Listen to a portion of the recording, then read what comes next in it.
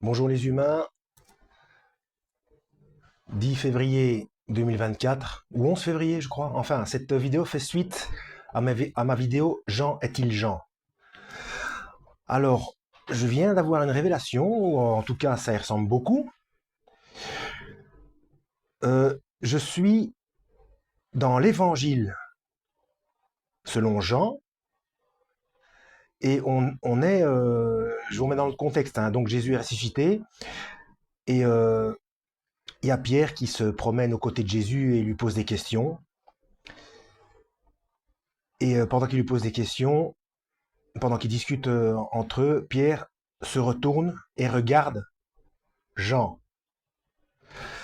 Alors, se retournant, Pierre aperçoit marchant à leur suite le disciple que Jésus aimait.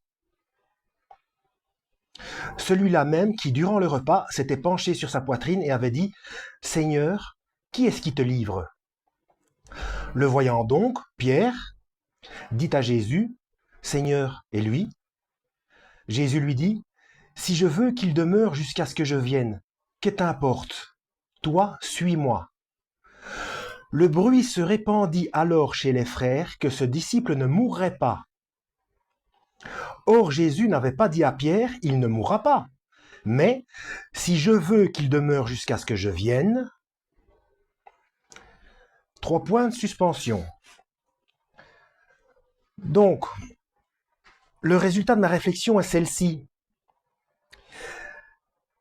S'il est bien indiqué que Jean, le disciple que Jésus aimait, était un docteur de la loi qui avait ses entrées dans, dans les temples et qui a pu entendre l'échange qu'il y a eu entre Ponce Pilate et Yeshua, Jésus, est le même qui a écrit l'évangile selon Jean, les épîtres de Jean et l'Apocalypse.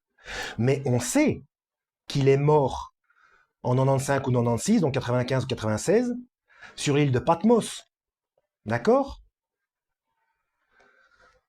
Donc, le Jean dont parle Jésus, qui fait, dont il dit, si moi je veux, qu'il demeure jusqu'à ce que je vienne, là il parle de sa seconde venue.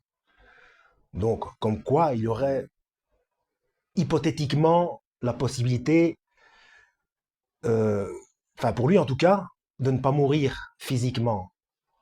Là, en l'occurrence, ce serait, pourquoi pas, Jean, fils de Zébédée. Je vous lis la conclusion de l'évangile selon saint Jean. C'est ce disciple qui témoigne de ces faits et qui les a écrits, et nous savons que son témoignage est véridique.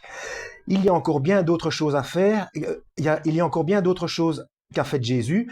Si on les mettait par écrit une à une, je pense que le monde lui-même ne suffirait pas à contenir les livres qu'on en écrirait. Donc c'est ce disciple qui témoigne de ces faits, donc le disciple que Jésus aimait. Mais là, donc c'est-à-dire il parle de lui à la troisième personne. On pourrait penser qu'il parle de la troisième personne de celui dont Jésus dit si je veux qu'il demeure jusqu'à ce que je vienne. Enfin voilà. Vous voyez, ça prête à réflexion. Hein. Et du coup, tout devient cohérent. Après, encore une fois, ça n'a pas beaucoup d'importance. Hein. Il ne faut pas que c'est comme cette histoire de la théorie de la Terre plate ou ceci, cela. Tout ça, ce sont si on est trop, si on prend ces choses-là trop à cœur, ça provoque des dissensions. Et quand on se dispute, évidemment, le malin, il se frotte les mains.